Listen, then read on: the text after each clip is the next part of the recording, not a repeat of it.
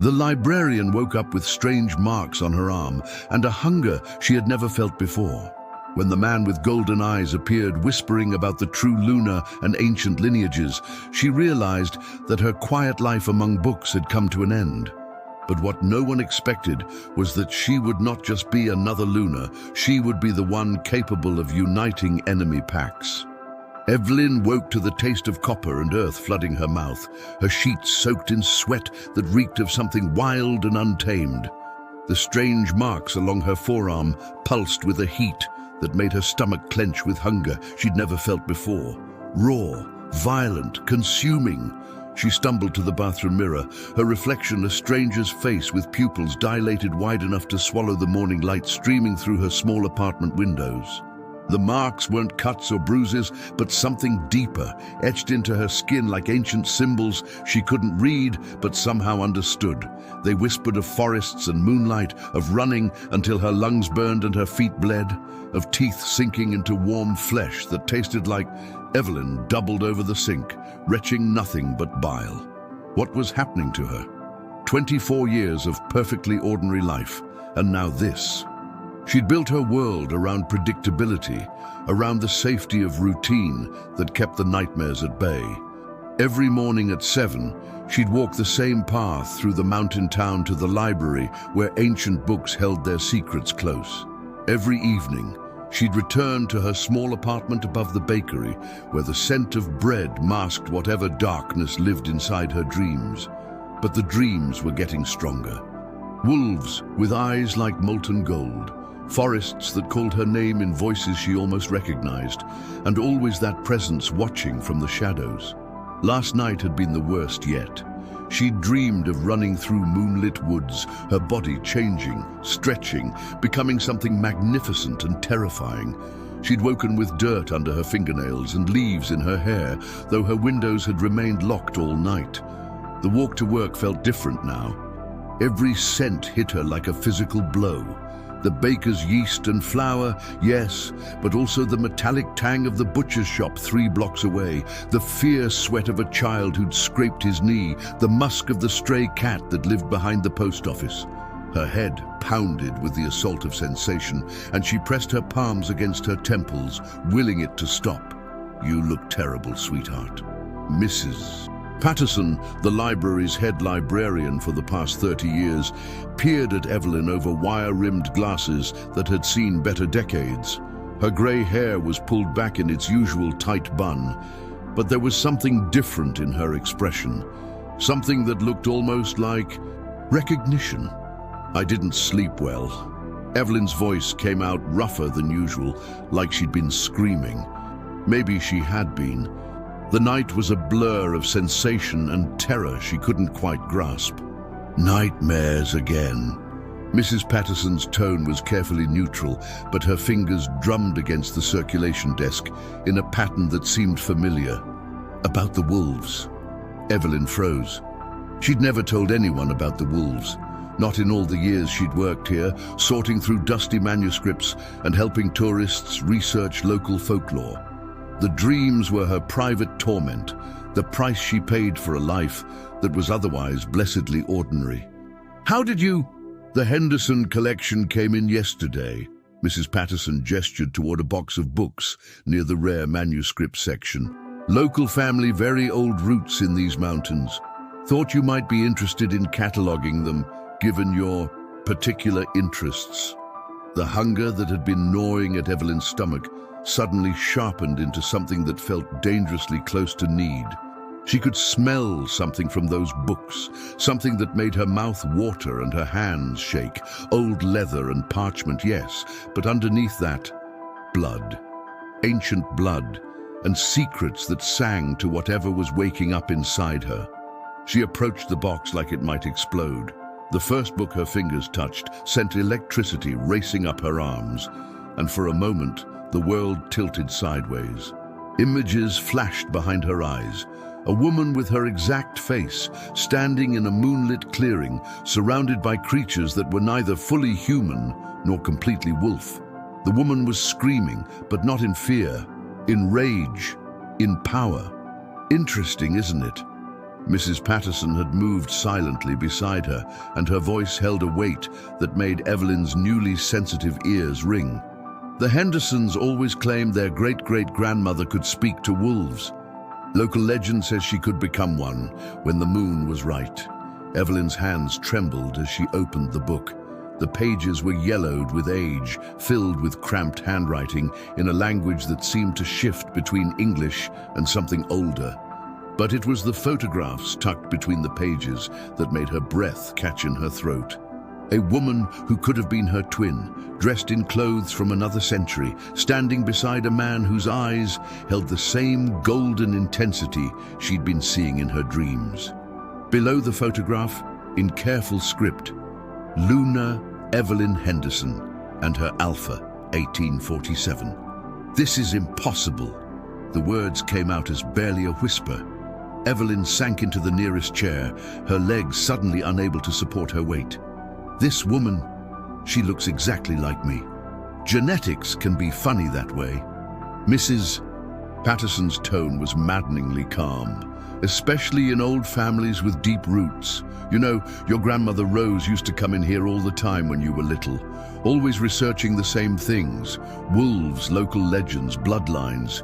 She was particularly interested in stories about lunar wolves." Evelyn's world tilted again. Rose had raised her after her parents died in that car accident when she was 5. Sweet, gentle Rose, who made the best apple pie in 3 counties and who taught Evelyn to respect the old ways, the connection between humans and nature that the modern world had forgotten. Rose, who died 2 years ago, taking all her secrets with her. Lunar wolves aren't real. But even as she said it, Evelyn could feel the lie burning her throat. The marks on her arm pulsed with heat, and somewhere in the distance she could swear she heard howling. Mrs. Patterson smiled, and for the first time, Evelyn noticed how sharp her teeth were. "Aren't they? Tell me, dear, what did you eat for breakfast this morning?" The question hit her like a physical blow. She hadn't eaten breakfast, hadn't been able to stomach the thought of toast or cereal or any of the normal foods that used to sustain her. What she'd wanted, what every cell in her body had been craving, was something she wouldn't name. "I wasn't hungry." Another lie, and this one made her stomach cramp with emptiness that felt like starvation. Mrs. Patterson opened the book to a page covered in detailed drawings of moon phases and transformation cycles. "You know, there's a lovely walking trail that leads up into Henderson Ridge. Very peaceful this time of year. Perfect for someone who needs to clear their head." The suggestion felt less like an invitation and more like a command that resonated in Evelyn's bones. The ridge. Yes, something up there was calling to her, had been calling for weeks. She'd resisted because it felt dangerous, like stepping off a cliff into unknown darkness. But now, with her skin burning and her senses screaming, and this impossible book in her hands, resistance felt more dangerous than surrender.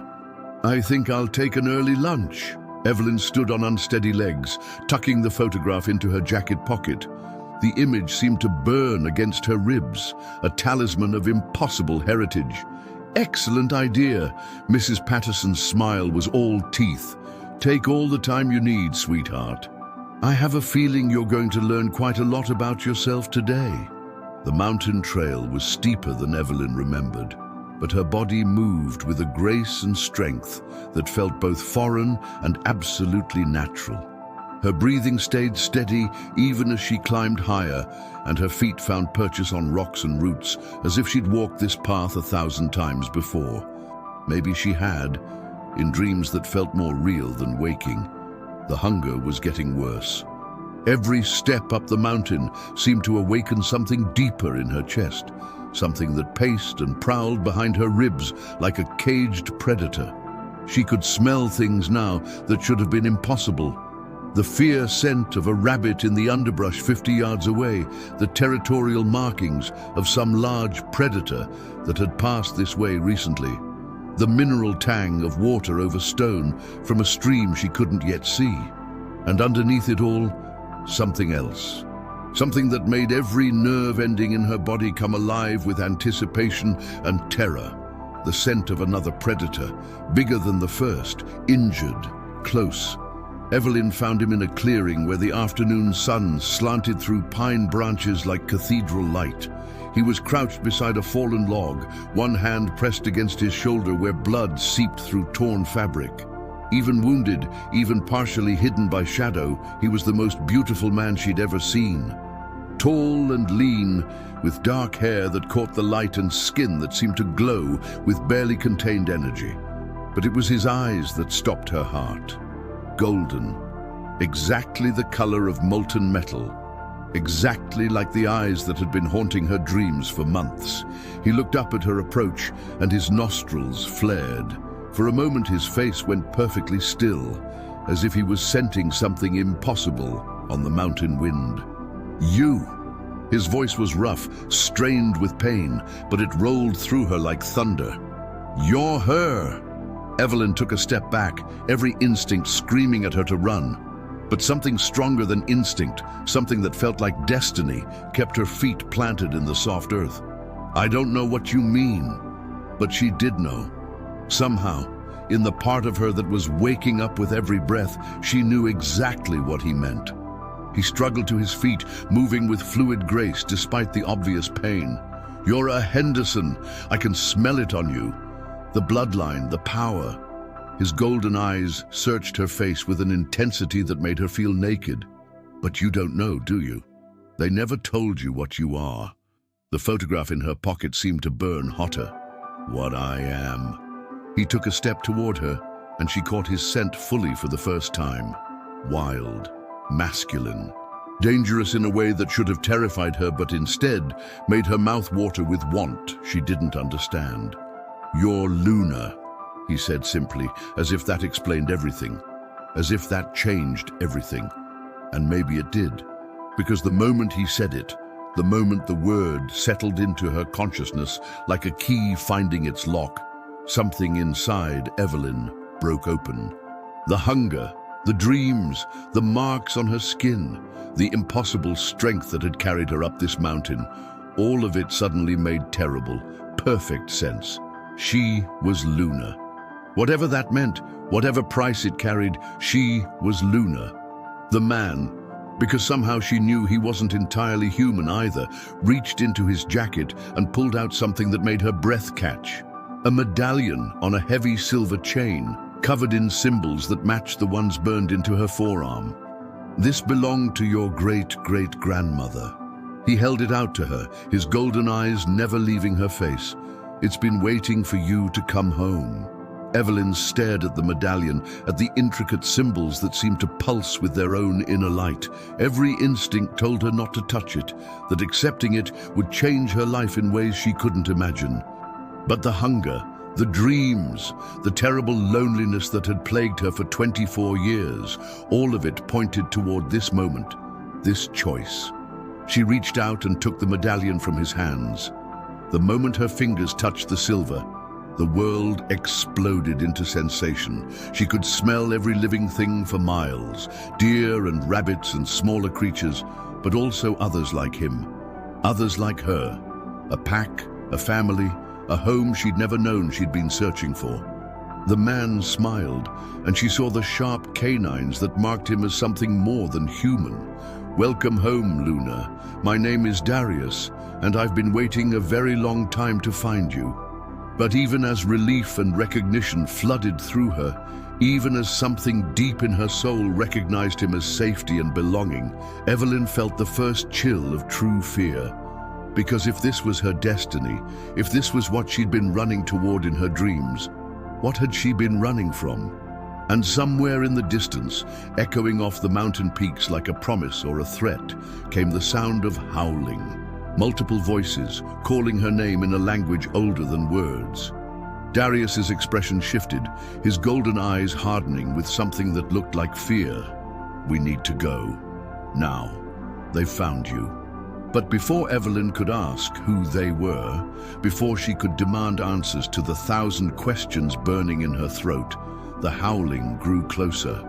And in that wild chorus of voices, she heard something that chilled her blood.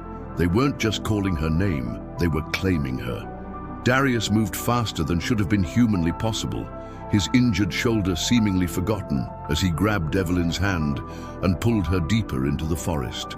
The medallion bounced against her chest with each step, its metal warm as living flesh against her skin. "Who's claiming me?" Evelyn's voice came out breathless, but not from exertion. Her body was keeping pace with his inhuman speed, as if she'd been born to run through these woods. "What does that even mean?" "It means," Darius said through gritted teeth, "that Lucian's pack has been hunting for you longer than mine has, and Lucian doesn't ask permission for what he wants."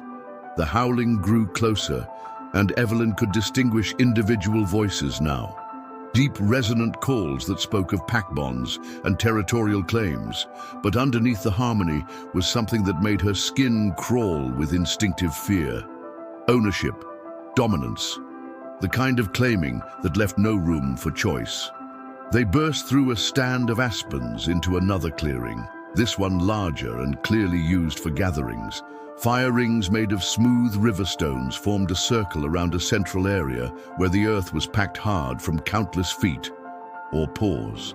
The scent markers here were so strong that Evelyn's enhanced senses reeled with the complexity of pack dynamics, hierarchy, and something else that made her stomach clench with sudden understanding. "This is where they meet," she whispered, and somehow she knew she was right. Both packs, when they need to, negotiate. Darius shot her a sharp look, his golden eyes blazing with surprise and something that might have been pride. "How could you possibly know that?" Before she could answer, the forest erupted with movement. Figures emerged from the tree line, moving with the fluid grace of predators who knew exactly how dangerous they were. Men and women both, all of them carrying that same otherworldly beauty that marked Darius as something beyond human. But where Darius felt like controlled power, like strength tempered by wisdom, these newcomers radiated an edge of wildness that made Evelyn's every instinct scream warnings. The man who stepped forward was tall and lean like Darius, but where Darius had dark hair and gold eyes, this one was all silver and ice.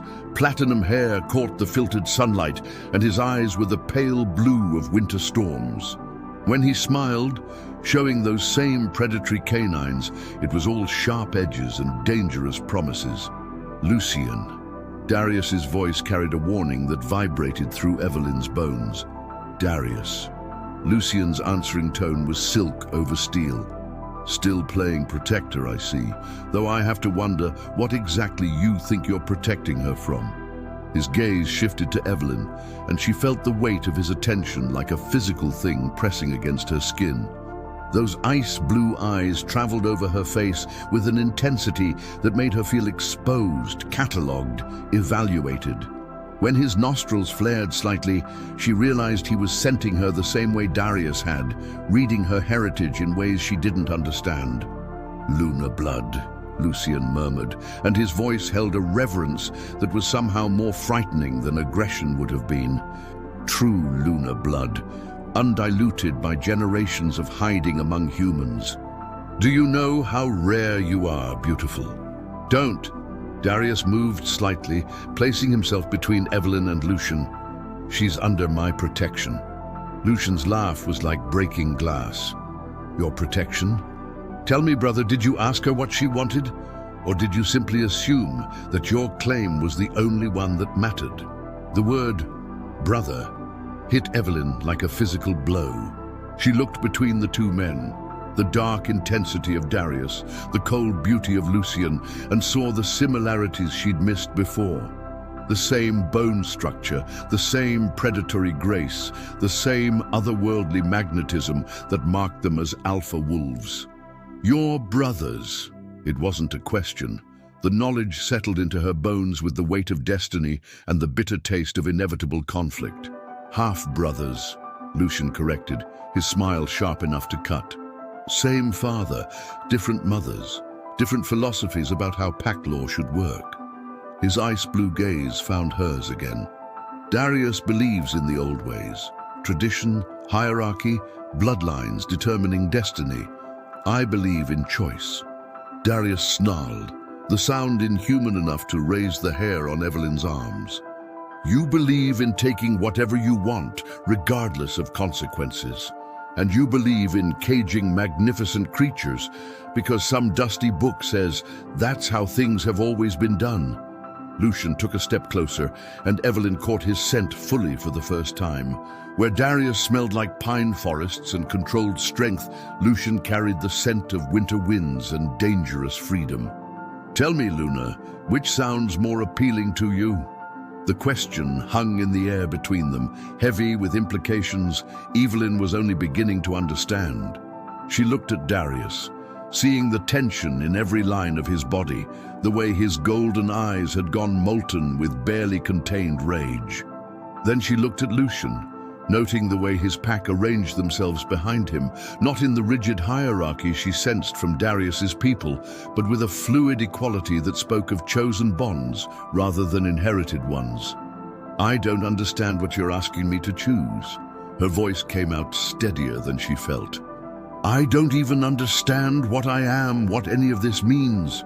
It means," a new voice said from behind her, "that you're the most powerful female werewolf born in 3 generations, and both of these fools want to mate with you to strengthen their bloodlines." Evelyn spun toward the voice and found herself facing a woman who looked to be in her 60s, with steel-gray hair and eyes that held the weight of decades. She moved into the clearing with the confidence of someone who feared neither Darius nor Lucian, despite being clearly older and smaller than either alpha. "Elena," Darius's voice held respect mixed with wariness. "This isn't pack business, isn't it?" Elena's smile was all teeth. A Luna awakening after 24 years of dormancy. 2 alpha brothers circling each other over mating rights. Oh, this is very much pack business. It's the kind of business that starts wars. Evelyn felt the medallion grow warm against her skin, and suddenly she could sense things that had been hidden moments before. The complex web of pack dynamics, the way power flowed between individuals, the careful balance of respect and fear that kept Elena safe despite her apparent vulnerability. This woman was more than she appeared. "You're the elder," Evelyn said, the knowledge coming from somewhere deep in her awakening instincts. "The one who settles disputes." Elena's eyes sharpened with approval. "Clever girl. Yes, I'm the elder, and right now, I'm the only thing standing between these 2 idiots and a territorial war that would expose all of us to the humans." The mention of humans sent a chill through Evelyn. In all the confusion of awakening and discovery, she'd somehow forgotten about the world she'd left behind. Her job at the library, her quiet apartment, the life she'd built around normalcy and safety. "Mrs. Patterson." The name came out as barely a whisper. She knew. "She sent me up here." Eleanor's expression softened slightly. "Margaret has been watching over you since your grandmother died. Someone had to, once Rose was no longer there, to suppress your awakening." "Suppress my awakening?" Evelyn felt the world tilt again, the careful foundations of her understanding crumbling with each new revelation. Rose knew what I was. Rose was human, but she understood the old bargains. Elena moved closer, her presence somehow steadying, despite everything she represented. "Your parents broke pack law when they mated across territorial lines. The punishment should have been death, but Rose negotiated a different price. She would raise you among humans, suppress your wolf side until you came of age, and in exchange, your parents would be allowed to live in exile rather than face execution." The clearing fell silent except for the whisper of wind through pine branches. Evelyn felt something crack open in her chest, a wound she hadn't known existed suddenly exposed to air and light. "My parents are alive?" The words came out broken, desperate. Elena's silence was answer enough. "They were alive," Darius said quietly, "until 3 months ago." The howl that erupted from Evelyn's throat was pure anguish, pure rage, pure power that had been building for 24 years. It echoed off the mountain peaks and sent birds exploding from the trees in terrified clouds. When it faded, the forest seemed to hold its breath. Who? The single word carried the weight of vengeance and the promise of violence. Hunters, Lucian answered, his voice gentler than she'd heard it. Human hunters who discovered their location. Your parents died protecting the knowledge of where you were hidden. Evelyn felt the medallion pulse against her skin, felt power flowing through her veins like molten metal. For the first time since awakening, the hunger made perfect sense, not for food, but for justice, for blood, for the chance to make the people who had stolen her family pay in ways that would make them understand exactly what they had unleashed. I want to see them. Her voice came out rough, changed, carrying harmonics that made all three alphas take a step back. I want to see the hunters who killed my parents. Luna, Elena said carefully, revenge is a dangerous path for someone with your power. The old bloodlines carried gifts that went beyond simple werewolf abilities. Your great-great-grandmother could not only command her own pack, but influence others. She could call wolves from other territories, unite enemies under her banner. That kind of power, driven by grief and rage, could start a war, Darius finished. Could expose us all. Or, Lucian said, his ice-blue eyes gleaming with something that looked like anticipation, could finally give us the strength to stop hiding, to take our rightful place instead of cowering in the shadows while humans hunt us for sport. The philosophical divide between the brothers crystallized in that moment. Darius, bound by tradition and the safety of the known. Lucian, pushing toward a future that might be glorious or catastrophic. And her, caught between them with power she didn't understand and a grief so vast it threatened to drown her entirely. There's something else, Elena said, her voice heavy with reluctance. The hunters who killed your parents weren't random. They were organized, well-funded, and they had inside information about werewolf weaknesses and pack locations. Someone is feeding them intelligence.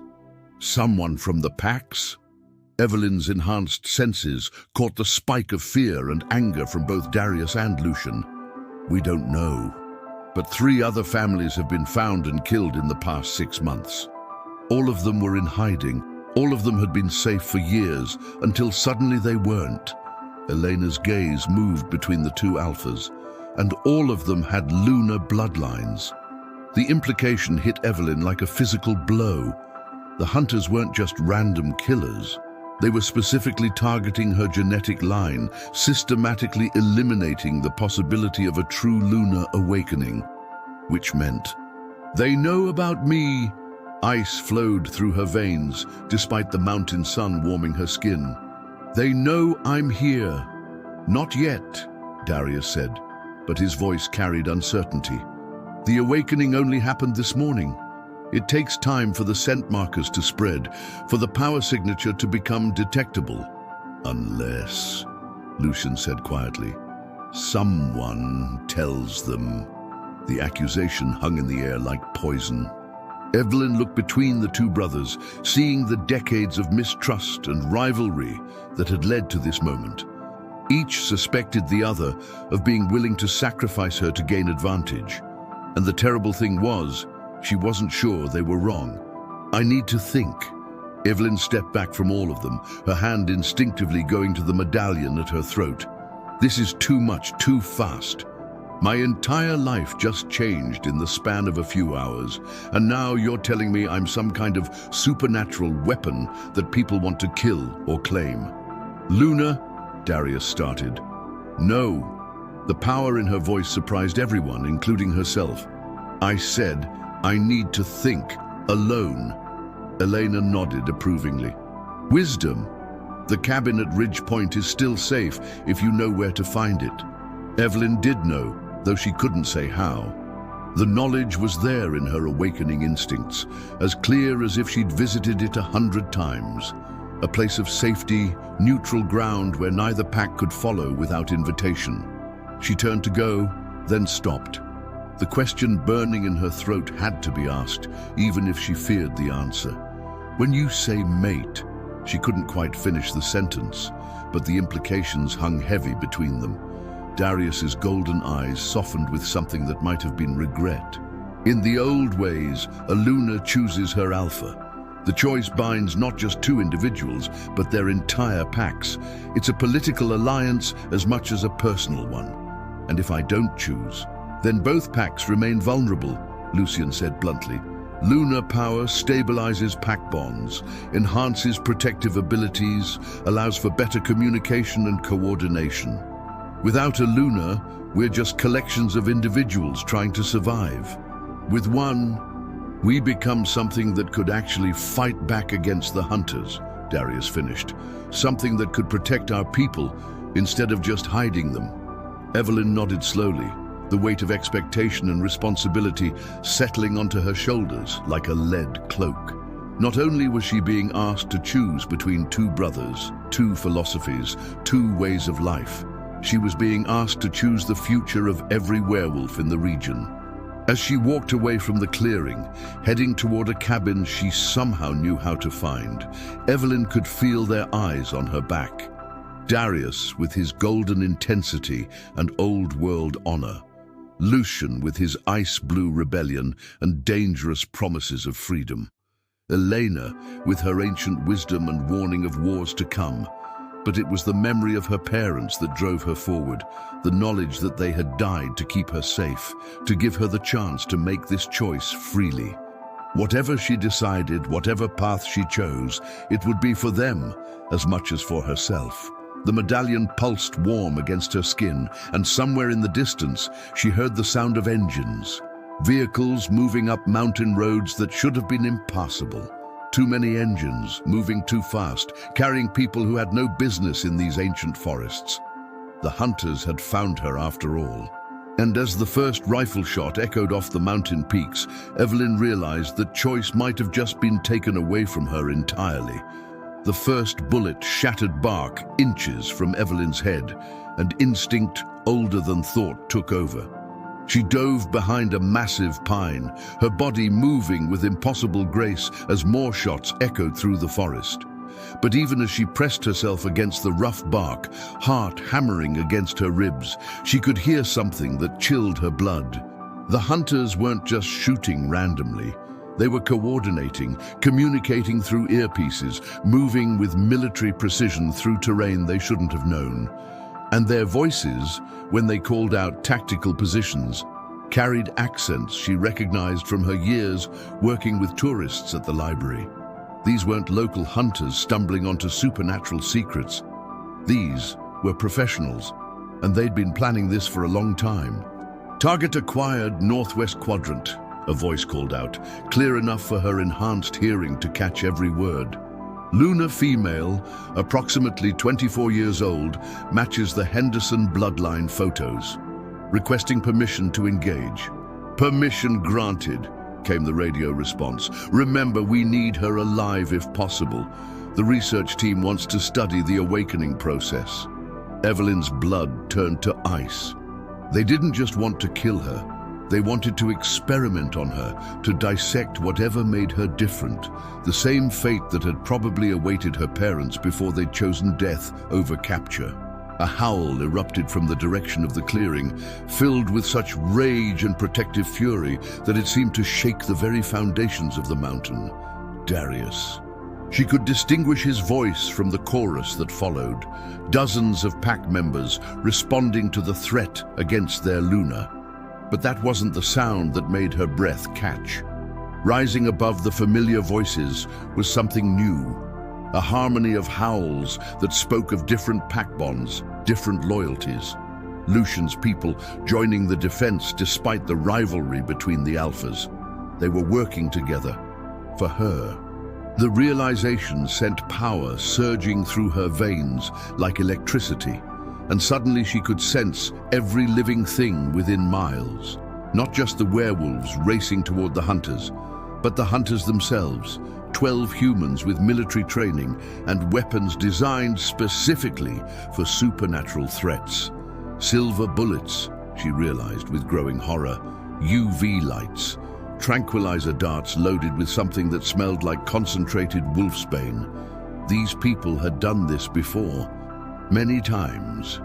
A figure in tactical gear emerged from behind a cluster of boulders, rifle trained in her direction.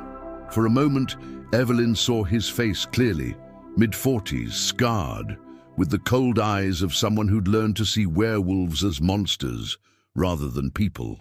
When he smiled at spotting her, it was the expression of a hunter who'd cornered his prey. "Got you, little wolf," he murmured, just loud enough for her enhanced hearing to catch. "Time to join your parents." The casual cruelty in his voice, the way he spoke about her parents' death like it was an accomplishment, broke something fundamental inside Evelyn. The grief and rage she'd been holding back since Elena's revelation exploded outward, and with it came power that had been sleeping in her bloodline for generations. The howl that erupted from her throat wasn't entirely human. It carried harmonics that resonated through the forest like a command, like a call to arms that every predator within 50 miles could hear and understand. But more than that, it carried something the hunter couldn't comprehend. It carried the voice of a Luna awakening to her full power. The effect was immediate and terrifying. Every wolf, both Darius's traditionalists and Lucian's rebels, stopped their individual attacks and began moving as one coordinated force. But they weren't the only ones responding. Wild wolves, ones with no connection to the werewolf packs, came streaming through the forest. Bears emerged from their dens, mountain lions descended from higher peaks. Even the smaller predators, foxes, hawks, the hunting birds, began circling overhead, all of them answering her call, all of them ready to defend the Luna who had finally claimed her birthright. The hunter's confident expression cracked as he found himself surrounded by more apex predators than he'd probably seen in his entire career. His radio crackled with panicked voices as his team realized they were no longer the hunters, they were the hunted. "This is impossible," he whispered, his rifle wavering between targets. "Werewolves can't control wild animals." The research said, "Your research was wrong." Evelyn stepped out from behind the tree, and she could feel the change in herself with every movement. Stronger, faster, more graceful. The medallion at her throat blazed with heat that should have burned, but instead felt like coming home. True Lunas don't just lead werewolf packs. We speak for all predators, all hunters, all creatures that understand the balance between life and death. The wild wolves parted as two figures burst through the undergrowth. Darius and Lucian, moving side by side despite their rivalry, both of them bloodied but unbroken. When they saw her standing there, power radiating from her like visible heat, an army of predators awaiting her commands, their expressions shifted to something approaching awe. "Luna," Darius breathed, and for the first time the title felt like more than just a word. It felt like truth. But Lucian's ice-blue eyes were fixed on the hunters, and his smile was all predator. "What are your orders?" The question hung in the air, heavy with implications. She could feel the bloodlust radiating from the assembled pack members, the desire for vengeance that matched her own. These hunters had killed her parents, had systematically murdered other Luna bloodlines, had come here planning to either kill or capture her for their twisted research. Justice would be swift, final, absolute. But as she looked at the terrified faces of the tactical team, as she saw the way some of them were barely more than boys, despite their military gear, she thought about what Elena had said, about the kind of leader she could choose to become. "Stand down," she said quietly, but her voice carried to every predator in the forest. "Surround them, disarm them, but don't kill them." Disappointment rippled through the pack bonds, but not a single wolf questioned her command. Within minutes, the hunters found themselves weaponless and surrounded by creatures that could tear them apart with casual ease, but chose restraint instead. The lead hunter, the one who'd spoken so callously about her parents, stared at her with a mixture of fear and fascination that made her skin crawl. "You're going to let us go?" "No." Evelyn's smile was sharp enough to cut. "I'm going to give you a choice. The same choice you gave my parents." She gestured, and two of the largest wolves, one from each pack, she noticed, stepped forward with something that made the hunter's face go white. A small device, obviously high-tech, obviously expensive. A tracking beacon. "This is what you used to find the families you murdered," Evelyn said, examining the device. "Someone's been feeding you information about bloodlines, safe houses, pack territories, someone who knows our world intimately enough to anticipate where exiles would hide." The hunter's eyes flickered with something that might have been guilt or might have been calculation. "I don't know what you're talking about." "Of course you do." Evelyn crushed the device in her bare hand, the metal crumpling like paper under strength she was still learning to control. "What I want to know is who's been helping you. Who in our world has been selling lunar bloodlines to human hunters?" Silence stretched between them, broken only by the low growls of increasingly impatient predators. Finally, one of the younger hunters, barely out of his teens, terrified enough to shake, broke. "We don't know names," he stammered. "All our intel comes through encrypted channels, but whoever it is knows everything. Pack hierarchies, territorial boundaries, family histories going back generations. They've been planning this for years." A chill ran down Evelyn's spine. Someone with that level of access, that depth of knowledge about werewolf society, had to be high in the pack hierarchies themselves. Someone trusted, someone with authority. Her gaze moved between Darius and Lucian, seeing the same terrible understanding in their eyes. The traitor wasn't some random pack member seeking profit. It was someone close to the leadership, someone who'd been using the rivalry between the alphas to cover their betrayal. "Elena," Darius said quietly, his golden eyes dark with betrayal and rage, but Evelyn was already shaking her head. Her awakened instincts, the deep knowledge that came with lunar power, painted a different picture. Elena's scent carried no deception, no guilt. But there was someone else, someone whose scent had been bothering her since the confrontation in the clearing. "Margaret Patterson," she whispered, the truth hitting her like a physical blow. "Mrs. Patterson. She's been watching me for years, had access to all the old records, knew about every bloodline and their hiding places." The pieces clicked together with horrible clarity. The way Mrs. Patterson had known about her dreams, had directed her to the Henderson collection, had sent her up the mountain at exactly the right time to meet Darius. Not protection, manipulation. Ensuring that the awakening happened where it could be monitored, controlled, documented. "She's been feeding them information for years," Evelyn continued, her voice growing stronger with each word. "Using her position at the library to research bloodlines, track down exiles, identify targets. My parents, the other families, she probably gave the hunters their locations personally." Rage built in her chest, power coiling like a spring under pressure. Mrs. Patterson hadn't just betrayed the packs, she'd betrayed Evelyn personally, had spent years pretending to care while planning to hand her over to people who wanted to dissect her like a laboratory specimen. But beneath the rage was something else. Understanding. The knowledge that came with lunar power showed her the bigger picture, the careful orchestration that had led to this moment. "She wanted me to awaken," Evelyn said slowly, "but not to unite the packs. She wanted me to be powerful enough to be worth studying, but isolated enough to be captured." Her eyes met Darius's, then Lucian's. "She's been feeding information to both your packs too, hasn't she? Making sure you stayed focused on competing with each other instead of working together." The brothers exchanged a look that spoke of decades of manipulation, of rivalry that had been carefully nurtured and maintained by someone they'd trusted. "The territorial disputes over the past 5 years," Lucian said quietly. "The raids, the boundary violations. Someone always had perfect intelligence about our movements. The pack challenges that kept escalating," Darius added. "Every time we tried to negotiate peace, something would happen to reignite the conflict." Evelyn nodded, seeing the full scope of the betrayal. "She kept you weak by keeping you divided." And when Luna finally awakened, you'd be too busy fighting each other to protect her properly. One of the hunters' radios crackled to life, and a familiar voice filled the forest air. "Strike Team Alpha. Report status.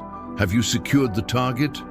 Mrs. Patterson's voice, calm, professional, completely devoid of the grandmotherly warmth Evelyn had known for years. Evelyn picked up the radio, her enhanced hearing catching the slight tremor of anticipation in the older woman's tone. When she spoke, her voice carried all the power and authority of her awakened heritage. "This is Luna Evelyn Henderson," she said into the device. "Your strike team has been neutralized, your conspiracy has been exposed, and your reign of terror against my people ends now." Silence on the other end. Then, "Clever girl. I wondered if you'd figure it out, though I admit I expected it to take longer. Why?" The question came out raw, filled with the pain of betrayal and the grief of a childhood built on lies. "Why did you do this?" Mrs. Patterson's laugh was bitter. "Do you have any idea what your kind cost me? My husband was a researcher, one of the first to identify the genetic markers that differentiate werewolves from baseline humans. He thought he could find a way to help both species coexist peacefully." Her voice hardened.